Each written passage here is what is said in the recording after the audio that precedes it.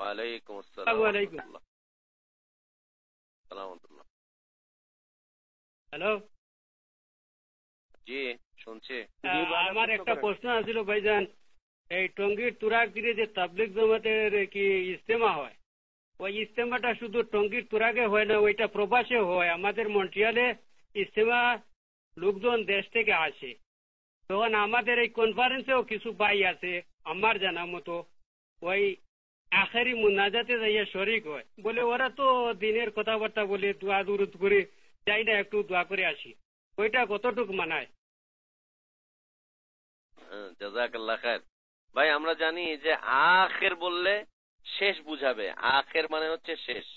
এখন এদের আখিরি মোনাজাত যে শেষ হয় না, প্রত্যেক বছরই খালি আখিরি মোনাজাত হয়, এই জিনিসটা কি? আমরা জানি আখিরাত দিবস মানে কিয়ামত দিবস, এরপরে আর কোনো দিবস থাকবে না, আল্লাহ তাআলা দিবসকে কেটে দিবেন, দিবস শেষ। এ হচ্ছে আখের। তারপরে আমরা বুঝাই যে সর্বশেষ কথা হচ্ছে এটা। এরপর আমরা দোয়া করি যে আল্লাহ আমাদের জবান থেকে সর্বশেষ কালিমা যেটা হবে সেটা লা ইলাহা ইল্লাল্লাহ, তুমি তো এরপর যেন আমাদের মৃত্যু আসে। এখন এই আখিরি মোনাজাত সর্বশেষ মোনাজাত, আখির মানে হচ্ছে সর্বশেষ, এরপরে আর কোনদিন মোনাজাত হবে না। এটা প্রতি বছরই হচ্ছে একই জিনিস। এখন আবার বছরে কয়েকদিন, তারপর আবার এক এক দেশে আখিরি মোনাজাত, একই জিনিস। দ্বিতীয় কথা হচ্ছে যে মোনাজাতের এই সিস্টেমটা হচ্ছে বিদআত। সম্মিলিত মোনাজাত করা বিদআত। আল্লাহ রাসূল সাল্লাল্লাহু আলাইহি ওয়াসাল্লাম কখনো সম্মিলিত এভাবে মোনাজাত করেননি, কোন দিনী মজলিসের শেষে এইভাবে মোনাজাত করেননি। যে কোনো দিনী মজলিসের শেষে কাফারাতুল মজলিস পড়তে হয় সুবহানাল্লাহ, আশহাদু আল্লা ইলাহা ইল্লা আনতা আস্তাগফিরুকা ওয়া আতুবু ইলাইক। এটা আল্লাহ রাসূল সাল্লাল্লাহু আলাইহি ওয়াসাল্লামের পক্ষ থেকে শেখানো। যে ব্যক্তি এই দোয়াটা পড়ে দিনী মজলিস শেষ করবে, দিনী মজলিসে যদি কোনো ধরনের ভুল ভ্রান্তি থেকে থাকে, আল্লাহ তাআলা সেই ভুল ভ্রান্তি গুলোকে ক্ষমা করে তাদেরকে, সেই ভুল ভ্রান্তি গুলোকে মার্জনা করে তাদেরকে ক্ষমা করে দিবেন, একদম ক্ষমা করে দিবেন তাদেরকে। আল্লাহ তাআলার পক্ষ থেকে মাগফিরাত চলে আসবে তাদের জন্য। তো এই আখিরি মোনাজাত করা হচ্ছে প্রতি বছর। তারপরে আবার আমরা জানি হচ্ছে বেদাত। তারপরে হচ্ছে যে নতুন একটা দিন, নতুন একটা ধর্ম, যেটা স্বপ্নের ধর্ম। স্বপ্নের ধর্ম। এই জামাতের যিনি প্রতিষ্ঠাতা তিনি নিজেই বলছেন যে আমি এই জামাতের প্রতিষ্ঠাতা হিসাবে আমি এটাকে স্বপ্নের মধ্যে পেয়েছি, এই জামাতের তরিকা তিনি স্বপ্নে পেয়েছেন। তিনি স্বপ্নে পেয়ে একটা দলকে গঠন করছেন, আর তার পিছনে মানুষগুলো ঘুরছে আর বলছে ঈমান আমলের মেহনত। আরে বাবা, বলা উচিত ছিল যে স্বপ্নের মেহনত চলছে, আপনারা আসেন 40 দিন পর্যন্ত স্বপ্নের মেহনত করি। আর ওইখানে গেলে দেখবেন যে বুজুর্গরা খালি স্বপ্নেই দেখে, খালি স্বপ্নই দেখে, স্বপ্নই দেখে। কত যে স্বপ্ন তাদের, এদের স্বপ্ন শেষ হয় না, এত স্বপ্ন দেখে। বাজারে সদাকাত খুললে দেখবেন যে খালি স্বপ্ন আর স্বপ্ন, কত স্বপ্ন, কত যে দেখে। হচ্ছে স্বপ্নের একটা ধর্ম। তারপরে হচ্ছে এটা ফাজাইলে আমল না, এটা হচ্ছে ভেজালে আমল। ভেজালে আমলের কিতাব। এই কিতাবের ভিতরে যত আমলের কথা বলা হয়েছে সবগুলোই হচ্ছে ভেজালের। এক বুজুর্গের কথা বলা হচ্ছে যে বুজুর্গ জামাতে নামাজের প্রতি এত তার উৎসাহ ছিল, এত বেশি উৎসাহ ছিল, তিনি একদিন জোহরের নামাজ কাজা করে ফেললেন, জোহরের নামাজ কাজা হয়ে গেল। তারপর তিনি মসজিদে গিয়ে দেখলেন যে জামাত শেষ হয়ে গেছে, জামাত কাজা হয়নি, নামাজ কাজা হয়নি, জামাত শেষ হয়ে গেছে, জামাত পায়ননি। তিনি তখন কি করলেন, তিনি মসজিদে গেলেন, গিয়ে দেখলেন যে জামাত শেষ হয়ে গিয়েছে। তো এখন কি করা যায়? তিনি হাদিসে পড়ে জেনেছেন যে জামাতে 1 রাকাত নামাজ আদায় করলে 27 রাকাত নামাজের সওয়াব হয়, মানে 27 গুণ বেশি সওয়াব হয়। তিনি এই 4 রাকাত নামাজ, জোহরের নামাজকে তিনি 27 বার আদায় করলেন। 27 বার আদায় করার পর তিনি আবার জানলেন যে আল্লাহ তাআলা কখনো এটাকে 70 গুণ করে দেন, তিনি আবার 70 বার আদায় করলেন।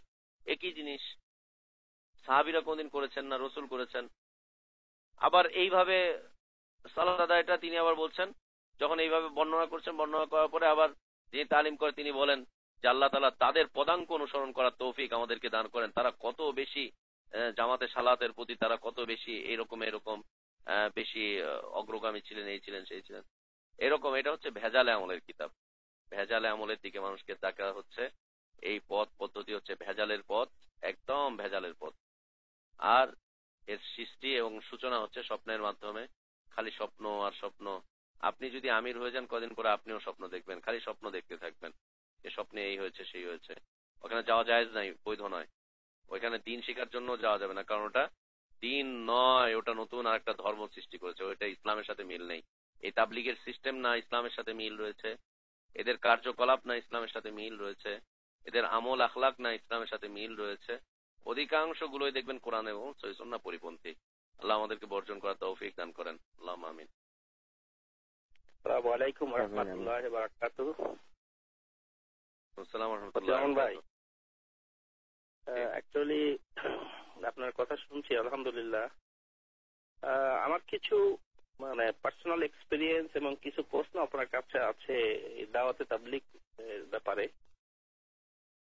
আমি নিজেও 1974-75 এদের সঙ্গে বেরোয়েছি। আমার অভিজ্ঞতা কিছুটা বলার পর একটা প্রশ্ন আপনাকে করি। আমি যখন 3 দিনে যাই কিছু ভাইয়ের সঙ্গে, আমি উপলব্ধি করেছি যে আমার ভিতর কিছু চেঞ্জ ফিল হচ্ছে। যে চেঞ্জটা হচ্ছে তাওহীদ এবং ঈমান আকীদার ব্যাপারে, যে আল্লাহ থেকে হয়, মাখলুক থেকে কিছু হয় না, বা মাখলুক আসবাব কিছু করতে পারে না, সবকিছু আল্লাহই করেন, যেটা ঈমানের অংশ। এই বিশ্বাস একটা দৃঢ়তা সৃষ্টি হয়েছে, যেটা আমরা কলেমা লা ইলাহা ইল্লাল্লাহ মুহাম্মাদুর রাসূলুল্লাহ কলেমা বহুবার পড়েছি, কিন্তু এই বিশ্বাস বা এই দৃঢ়তা ভিতরে আসে নাই। যখন আমি বাইরে হয়েছি, কিছু স্যাক্রিফাইস হয়েছে, মুজাহিদা হয়েছে, তখন আমার ভিতরে এই বুঝটা কিছুটা পরিপূর্ণ হতে কিছুটা আগাইছে আর কি, যেটা আমার ভিতর দৃঢ়তা বিশ্বাস দৃঢ় হচ্ছে আর কি। এখন আমার প্রশ্নটা হচ্ছে যে আল্লাহ রাস্তায় বেরোয় যে মানুষকে আল্লাহর দিকে ডাকা হয়, যেভাবে আল্লাহ সুবহানাহু ওয়া তাআলা কোরআনে নিজেই বলেছেন, ওই কথার চেয়ে আর কার কথা উত্তম হতে পারে যে মানুষকে আল্লাহর দিকে ডাকে। আমি যেটা প্রশ্ন করছি আপনাকে, যে কাইন্ডলি বলবেন যে আল্লাহর দিকে মানুষকে আল্লাহর দিকে ডাকার জন্য আল্লাহর নির্দেশ আছে, এবং রাসূল করিম সাল্লাল্লাহু আলাইহি ওয়াসাল্লামের হাদিস আছে যে তার মেসেজ অনুপস্থিতদের কাছে পৌঁছায় দেওয়ার জন্য উনি সাহাবা রাদিয়াল্লাহু আনহুকে নির্দেশ দিয়েছেন। তো অনুপস্থিতরা তাদের অনুপস্থিতিকে পৌঁছাবে। কিন্তু আমরা যারা বাহিরে আছি, আমাদের দুনিয়ার প্রয়োজনে বাইরে থাকার পারমিশন আমাদের নাই। হাদিসের আলোকে এটাও পাওয়া যায়, রিয়াদুস সালিহিনের প্রথম দিকে আমরা পাই দুনিয়ার প্রয়োজনে মুসলিম দেশ থেকে অমুসলিম দেশে এসে থাকার কোনো পারমিশন নাই, until unless it is the cause of দ্বীন অর কজ অফ আল্লাহ সুবহানাহু ওয়া তাআলা। এখন আপনি যেটা বলছেন আমরা তাবলীগ করতে পারবো না, তাহলে আল্লাহর ওই নির্দেশকে আমরা কিভাবে পালন করলে তাবলীগ হবে, কাইন্ডলি একটু বলবেন। আর রাসূল করিম সাল্লাল্লাহু আলাইহি ওয়াসাল্লামের যে আদেশ রয়েছে সেটা আমরা কিভাবে করব, এবং যেটা কোরআন এবং সুন্নাহ মোতাবেক হতে হবে, যেটা রাসূল করিম সাল্লাল্লাহু আলাইহি ওয়াসাল্লাম নিজে করেছেন, সাহাবা রাদিয়াল্লাহু আজমাইনরা করেছেন, বা তাবিঈনরা করেছেন, সেই সঠিক তরিকাটা আমাদের ফলো করতে হবে। এখন আমি আপনার কথায় যেটা অনুভব করছি যে আমাকে তাবলীগ থেকে দূরে সরে আসতে হবে, তাহলে আমি দিনের ওই দাওয়াতের কাছ থেকে বঞ্চিত হলাম। আর বঞ্চিত হওয়ার কারণে আমার উপর যে আল্লাহর নির্দেশ আদেশ রয়েছে সেটা পালন করতে পারছি না। পালন করার তরিকাটা কি হবে আমাদের একটু কাইন্ডলি সবাইকে একটু গুছায় সুন্দরভাবে একটু বলবেন। জাযাকাল্লাহু খায়রান। জাযাকাল্লাহ খায়ের, জাযাকাল্লাহ খায়ের, জাযাকাল্লাহ খায়ের। আল্লাহ আপনাকে উত্তম প্রতিদান দান করেন, আল্লাহ আপনার এই প্রশ্নের মধ্যে বরকত দান করেন। আমরা আল্লাহর কাছে দোয়া করছি, আল্লাহ যেন আপনাকে সঠিক পথের দিকে দিক নির্দেশনা দান করেন। আপনার এই যে চাহিদা, আপনার এই যে আকাঙ্ক্ষা, অত্যন্ত সুন্দর আকাঙ্ক্ষা। প্রত্যেকটা মুসলিমের এই আকাঙ্ক্ষা থাকা উচিত, প্রত্যেকটা মুসলিমের মনে এই আকাঙ্ক্ষা জাগ্রত হওয়া উচিত যে তারা আল্লাহ দ্বীনের তাবলীগ করবে। জি, আলহামদুলিল্লাহ, ওয়াসসালাতু ওয়াসসালামু আলা রাসূলিল্লাহ ওয়া আলা আলিহি ওয়া আসহাবিহি ওয়া মান ওয়ালা। ভাইয়ার প্রথম কথা থেকে আমি শুরু করছি যে আপনি ওইখানে যাওয়ার পরে ইয়াকিনের ব্যাপারে আপনার একটা দৃঢ়তা এসেছে, তাওহীদের ব্যাপারে একটা দৃঢ়তা এসেছে, একটা শিক্ষা আপনার মধ্যে এসেছে যে আসবাব কিছু করতে পারে না, মাখলুক কিছু করতে পারে না, সব হয় আল্লাহর পক্ষ থেকে। আমি আপনাকে জিজ্ঞেস করব যে এর সপক্ষে দলিলটা কি আছে। আমি আপনার বিবেকের কাছে প্রশ্ন রাখছি, আপনার বিবেকের কাছে প্রশ্ন রাখছি, আপনি আপনার বিবেককে প্রশ্ন করুন এবং আপনি একটু দলিল খুঁজে বের করে নিয়ে আসেন যে এটা কি তাওহীদের অর্থ কিনা, এটা কি লা ইলাহা ইল্লাল্লাহর অর্থ কিনা, এটা কি ঈমানের অর্থ কিনা, এটা কি ইয়াকিন, এটা কি আকীদার অর্থ কিনা, বা ইয়াকিনের কোনো পার্ট কিনা, তাওহীদের কোনো পার্ট কিনা, যে কিছু থেকে কিছু হয় না, যা হয় সব আল্লাহর পক্ষ থেকে হয়, মাখলুক কিছু করতে পারে না, আসবাব কিছু করতে পারে না, সব আল্লাহর পক্ষ থেকেই হয়। আমি বলছি যে জি না, আল্লাহ সুবহানাহু ওয়া তাআলা এই ধরনের কোনো অর্থ, রাসূল সাল্লাল্লাহু আলাইহি ওয়াসাল্লাম তাওহীদের এই ধরনের কোনো অর্থ, ঈমানের এই ধরনের কোনো অর্থ, লা ইলাহা ইল্লাল্লাহর কোনো এই ধরনের অর্থ আল্লাহ রসুল সাল্লাল্লাহু আলাইহি ওয়াসাল্লাম থেকে বর্ণিত হয়নি। আপনি যখন বলবেন মাখলুক কোনো কিছুই করতে পারে না, সব আল্লাহর পক্ষ থেকে হয়, আল্লাহই করান, তাহলে যে ব্যক্তি চুরি করছে সে কার হুকুমে চুরি করে?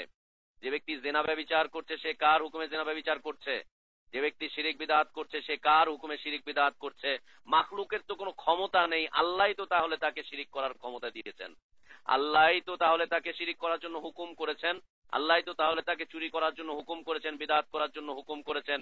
মাখলুক কিছুই করতে পারে না, মাখলুক তো তাহলে একবারে নিষ্ক্রিয়, আসবাব কোনো কিছুই করতে পারে না, তাহলে তো আসবাব একেবারে নিষ্ক্রিয়। কেন আপনি তাহলে চাকরি করছেন? কেন আপনি তাহলে আজকে মুসলিম দেশ ছেড়ে অমুসলিম দেশে গিয়ে কেন এই ধরনের ব্যবসা বাণিজ্য করছেন? মাখলুকের তো কোনো দরকারই নেই, আসবাবের তো কোনো দরকারই নেই। আপনার দৃঢ় প্রত্যয় যেহেতু হয়েছে, কালিমার উপরে, তাওহীদের উপরে দৃঢ় প্রত্যয় হয়েছে, মাখলুকের কিছুই করার ক্ষমতা নেই, সব ক্ষমতা আল্লাহরই হাতে, আল্লাহ যা চান তাই করান, এবং আসবাবের দ্বারা কোনো কিছুই হয় না। এ আসলে কালিমা তাওহীদের, কালিমাতুত তাওহীদ বা ঈমানের কোনো অংশ নয়, ঈমানের কোনো পার্ট নয়। আল্লাহ সুবহানাহু ওয়া তাআলা বলছেন, ওয়াইদা ফাআলু ফাহশাতান ক্বালু ওয়াজাদনা আবানা ওয়াল্লাহু আমারানা বিহা কুল ইন্নাল্লাহা লা ইয়া'মুরু বিল ফাহশা আতাকুলুনা আলাল্লাহি মা লা তা'লামুন। আল্লাহ বলছেন তারা যখন ফাহিশা কাজ করে, ওয়াইদা ফাহিশা, যখন তারা কোনো ফাহিশা কাজ করে তখন তাদেরকে জিজ্ঞেস করা হলে তারা বলে আবানা, ক্বালু বাল ওয়াজাদনা আবাআনা, আমরা আমাদের বাপ দাদাদেরকে এইভাবে কাজ করতে দেখেছি, আমরা আমাদের আকাবির বুজুর্গদেরকে এই কাজ করতে দেখেছি, আল্লাহু আমারানা বিহা, আর আল্লাহ আমাদেরকে এই কাজ করার জন্য আদেশ করেছেন।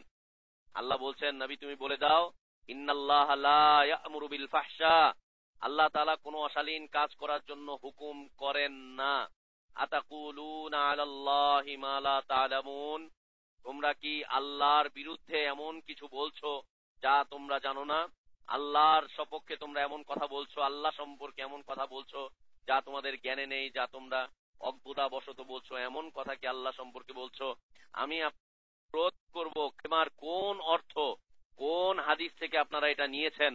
আপনাদের ভাইরা যে ঈমান একিনের সম্পর্কে এই বিষয়ে খালি বর্ণনা করেন যে ঈমান আমলের মেহনত হবে, সবাই বসেন, বসার পরে কালিমা পাঠ করে তারপরে বলে যে মাখলুক কোনো কিছুই করতে পারে না, যা হয় সব আল্লাহর পক্ষ থেকে হয়, এই হয় সেই হয়। তাহলে মাখলুকের কাজটা কি এই পৃথিবীতে? আর সব কিছুই যদি আল্লাহর হুকুমে হয়ে থাকে, তাহলে চোর যে চুরি করছে এটা কার হুকুমে করছে? কার হুকুমে সে করছে? জেনাকারী জেনা করছে কার হুকুমে করছে? মূর্তি পূজারী পূজা করছে কার হুকুমে করছে? আর কে তাদেরকে এই হুকুম করলো যে তোমরা এটা করো, এটা করো? এটা কালেমার অর্থ নয়, এটা তাওহীদের অর্থ নয়। আপনাকে আরো ভালোভাবে যাচাই বাছাই করে কালেমার অর্থ বুঝে তারপরে মানুষকে দাওয়াত দেওয়ার জন্য আবেদন জানাচ্ছি। কালেমার উপরে আমাদের একটি আলোচনা রয়েছে, আয়োজক ভাইদের থেকে আপনারা একটু আলোচনা যদি সম্ভব হয় তাদের থেকে রেকর্ডিং আলোচনা একটুখানি নিয়ে নিন। কালেমার উপরে আমাদের আলোচনা রয়েছে, কালেমার শর্ত, কালেমার অর্থ, যা আল্লাহ প্রদত্ত, যা রসূল থেকে বর্ণিত। আল্লাহ প্রদত্ত কালেমার অর্থ, রসূল থেকে বর্ণিত কালেমার অর্থ এবং কালেমার শর্ত সমূহ।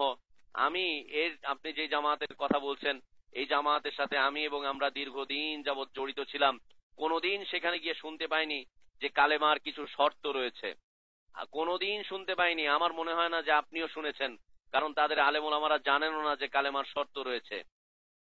অজু ভঙ্গের কিছু কারণ থাকে, নামাজ ভঙ্গের কিছু কারণ থাকে, রোজা ভঙ্গের কিছু কারণ আছে, বিভিন্ন বিভিন্ন ইবাদত ভঙ্গের কিছু কারণ আছে, কিন্তু কালেমা ভঙ্গের কারণ কি কোনোদিন শুনেছেন যে কাজটি করলে কালেমা ভঙ্গ হয়ে যায়? প্রত্যেকটা ইবাদতের শর্ত রয়েছে, কালেমা তাওহীদের জন্য যে একটি শর্ত রয়েছে, তা কি কোনোদিন আপনি ওই জামাতে গিয়ে শুনতে পেরেছেন? আপনি যদি ওইটাই শুনতে না পান, মানুষকে কোন আল্লাহর দিকে ডাকছেন? জাযাকুমুল্লাহ খায়ের। আপনি দ্বিতীয় প্রশ্ন করেছেন, যদি আমরা ওই জামাতের সাথে সম্পৃক্ত না হই তাহলে আমরা দ্বীন প্রচারের কাজ করব কিভাবে? যে দ্বীন প্রচারের কাজ ঠিক সেইভাবে করতে হবে যে আল্লাহ রাসূল সাল্লাল্লাহু আলাইহি ওয়াসাল্লাম করেছিলেন, ঠিক সেইভাবে দ্বীন প্রচারের কাজ করতে হবে যেইভাবে আল্লাহ রাসূল সাল্লাল্লাহু আলাইহি ওয়াসাল্লাম দ্বীন প্রচারের কাজ করেছিলেন। আপনি নতুন করে দ্বীন প্রচারের কোনো সিস্টেম করতে পারবেন না। যদি নতুন করে দ্বীন প্রচারের কোনো সিস্টেম করেন তাহলে আপনি বিদআত করে ফেলবেন। আপনি নতুন করে কোনো সিস্টেম করলে আপনি বিদআত করে ফেলবেন। নতুন কোনো ব্যক্তির মাধ্যমে কোনো সিস্টেম নিলে আপনি রসুলের আদর্শকে অপমান করবেন। আপনি তাবলীগের জন্য নতুন কোনো সিস্টেম যদি কোনো ব্যক্তির থেকে নেন, তাহলে রসুলকে অপমান করা হবে। যে ব্যক্তি বিদআতিকে সম্মান করে সে আল্লাহ রসুলকে অপমান করে। আপনি কি মনে করেন যেই আল্লাহ তাবলীগ করতে আদেশ করেছেন, যেই আল্লাহ মানুষকে আল্লাহর দিকে আহ্বান করতে আদেশ করেছেন, সেই আল্লাহ আদেশের সিস্টেম দেননি? যদি এটা মনে করে থাকেন তাহলে আপনি ভুলের মধ্যে আছেন ভাইজান। যে আল্লাহ মানুষকে আল্লাহর দিকে আহ্বান করতে আদেশ করেছেন, সেই আল্লাহ অবশ্যই আদেশের সিস্টেম বলে দিয়েছেন। সেই ডাক্তার একদম নির্বোধ, যে ডাক্তার রোগীর জন্য প্রেসক্রিপশনে ওষুধ লেখে কিন্তু ওষুধের ডোজ লেখে না। সেই ডাক্তার একদম নির্বোধ, যে ডাক্তার রোগীর জন্য ওষুধ লেখে কিন্তু ওষুধের ডোজ নির্ধারণ করে না। নির্ধারণ না করে খালি ওষুধটা লিখে দেয় যে এই ওষুধ, সে হচ্ছে একদম নির্বোধ ডাক্তার। আল্লাহ সুবহানাহু ওয়া তাআলা মানুষকে তার দিকে আহ্বান করতে বলেছেন, আর আহ্বানের সিস্টেম বলে দিবেন না, এটা তো কোনোদিন হতে পারে না। রাসূল মানুষকে তাবলীগ করার কথা বলেছেন, তাবলীগের সিস্টেম রাসূলের জীবন থেকে আসবে না, এটা তো হতেই পারে না। এখন শুনুন, আল্লাহ সুবহানাহু ওয়া তাআলা তাবলীগ করা শিখাচ্ছেন তার নবীকে।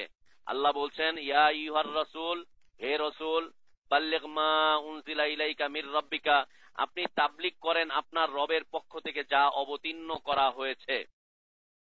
আপনার রবের পক্ষ থেকে যা অবতীর্ণ করা হয়েছে আপনি শুধুমাত্র তারই তাবলীগ করেন, শুধুমাত্র দ্বীন হিসাবে তাই পৌঁছান যা আপনার রবের পক্ষ থেকে অবতীর্ণ করা হয়েছে। ওয়াইন লাম তাফআল ফামা বাল্লাগতা রিসালাতা, নবী আপনি যদি তা না করেন, ওহীকে যদি প্রচার না করেন, আপনার রবের পক্ষ থেকে যা অবতীর্ণ করা হয়েছে তার তাবলীগ যদি না করেন, তাহলে আপনি রিসালতের দায়িত্ব পালন করলেন না। এই বিষয়ে মুসলিম বিশ্ব একমত।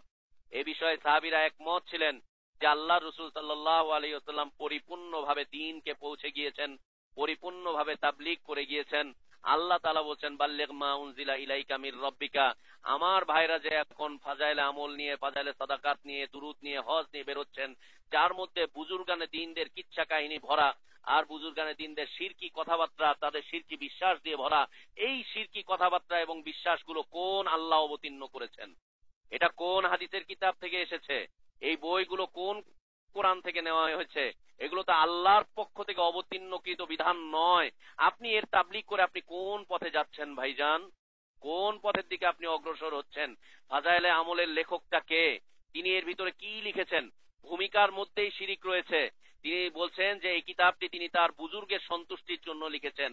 আপনি বলেন, আপনার তাবলীগ যদি আল্লাহ ছাড়া গায়রুল্লাহ সন্তুষ্টির জন্য করেন, আপনার অবস্থানটা কোথায় হবে? আপনি সঠিক পথে না আপনি ভুল পথে? এই আমল করে আপনি কোথায় যাবেন? এবং তিনি শুরুতেই লিখেছেন, ভূমিকার মধ্যেই লিখেছেন জাকারিয়া সাহেব, যে বুজুর্গের সন্তুষ্টি বিধান তাকে কিয়ামতের দিন নাজাত দিবে। লা ইলাহা ইল্লাল্লাহ।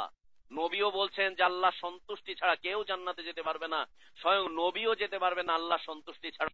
আর জাকারিয়া সাহেব লিখছেন যে তিনি ইলিয়াস সাহেবের সন্তুষ্টির জন্য কিতাব লিখেছেন এবং তার সন্তুষ্টির মাধ্যমে তিনি জান্নাতে যেতে চান। লা ইলাহা ইল্লাল্লাহ, এটা তাওহীদের দাওয়াত না, এটা শিরকের দাওয়াত। অবশ্যই মানুষকে আল্লাহর দিকে ডাকতে হবে, অবশ্যই মানুষকে আল্লাহ রসুলের পথে, যেই পথে তিনি মানুষকে ডেকে গিয়েছেন সেই আদর্শ অনুযায়ী মানুষকে আল্লাহর পথে ডাকতে হবে। রসুলের আদর্শ নিলেন না, অথচ এই যুগের ভারতবর্ষের আদর্শ নিলেন। কোন তাবলীগ করছি আমরা ভাইজান? আল্লাহ রসুল সাল্লাল্লাহু আলাইহি ওয়াসাল্লামকে আল্লাহ সুবহানাহু ওয়া তাআলা তালিমের সিস্টেম শিখাচ্ছেন। ওয়া ইউআল্লিমুহুমুল কিতাব, আল্লাহ তাআলা বলছেন, হুয়াল্লাযী বাআসা ফিল উম্মিয়িনা রাসূলাম মিনহুম ইয়াতলু আলাইহিম আয়াতিহি ওয়া ইউযাক্কিহিম ওয়া ইউআল্লিমুহুমুল কিতাবা ওয়াল হিকমা ওয়া ইন কানু মিন ক্বাবলু লাফি দালালিম মুবিন। একটা পথভ্রষ্ট জাতিকে কি করে হেদায়েতের পথে আনা যায়, একটা পথভ্রষ্ট উম্মতকে কি করে আল্লাহর দিকে আহ্বান করা যায়, কি করে আল্লাহর দিকে নিয়ে আসা যায়, তার কর্মসূচি আল্লাহ সুবহানাহু ওয়া তাআলা দিচ্ছেন। আল্লাহ বলছেন, হুয়াল্লাযী বাআসা ফিল উম্মিয়িন রাসূলাম মিনহুম। একটা নিরক্ষর জাতির মধ্যে, তাদের মধ্যে একজনকে আল্লাহ তাআলা রসুল করে পাঠালেন। রসুল এসে কি করছেন? ইয়াতলু আলাইহিম আয়াতিহি। রসুল এসে তাদের সামনে আল্লাহর আয়াত সমূহ থেকে তেলাওয়াত করে তাদেরকে পড়ে বুঝিয়ে শুনিয়ে দিচ্ছেন, পড়ে বুঝিয়ে দিচ্ছেন। আল্লাহর আয়াতগুলোকে তেলাওয়াত করে তাদেরকে বুঝিয়ে দিচ্ছেন এবং আল্লাহর আয়াতের মাধ্যমে, কোরআনের মাধ্যমে তাদেরকে পরিশুদ্ধ করছেন। ওয়াইযাক্কিহিম, পরিশুদ্ধ করছেন। ওয়ায়ুআল্লিমুহুমুল কিতাব ওয়াল হিকমা, এবং নবী তাদেরকে তালিম করছেন আল্লাহর কিতাব, যালিকাল কিতাবুল লা রাইবা ফিহি। ওয়ায়ুআল্লিম হুমুল কিতাব, নবীকে আল্লাহ বলছেন যে নবী তুমি তালিম করো আল কিতাব, কিতাবের। কোন কিতাবের তালিম করতে বলেছেন? বুজুর্গের লেখা কিতাবের, ইমামের লেখা কিতাবের, হুজুরের লেখা, পীর সাহেবের লেখা কিতাবের? জি না। ওয়ায়ুআল্লিমুহুমুল কিতাব, এই হচ্ছে সেই কিতাব যে কিতাব সম্পর্কে কোনো ধরনের সন্দেহ সংশয় নেই, সন্দেহ সংশয়হীন কিতাবের উল্লেখ আল্লাহ তাআলা করছেন যে নবী আপনি সেই কিতাবের তালিম করেন। ওয়াল হিকমা, ওয়াল হিকমাতা, এবং হাদিসের তালিম আপনি করেন। ওয়াইন কানু মিন ক্বাবলু লাফি দালালিম মুবিন, ইতিপূর্বে এ জাতি পথভ্রষ্টতার মধ্যে ছিল, পথভ্রষ্টতার মধ্যে ছিল। আমি আপনি একজন মুসলিম হয়ে আল্লাহ রসুলের তাবলীগ খুঁজে পেলাম না, অথচ আরেকজন ব্যক্তির তাবলীগের নামে একটা দল করে সারা পৃথিবী ব্যাপী ঘুরে ফিরে বেড়াচ্ছি, আর বলছি এটা যদি না করি তাহলে আর কোন পথে মানুষকে আহ্বান করব? লা ইলাহা ইল্লাল্লাহ, মুসলিমকে আল্লাহর রসুলের পথে আহ্বান, আল্লাহ রসুল যেইভাবে আহ্বান করেছেন আল্লাহর পথে সেইভাবেই আহ্বান করে যেতে হবে। আজ আমরা যে কনফারেন্স গুলো করছি, আমরা যে কথাবার্তা গুলো বলছি, এটা কি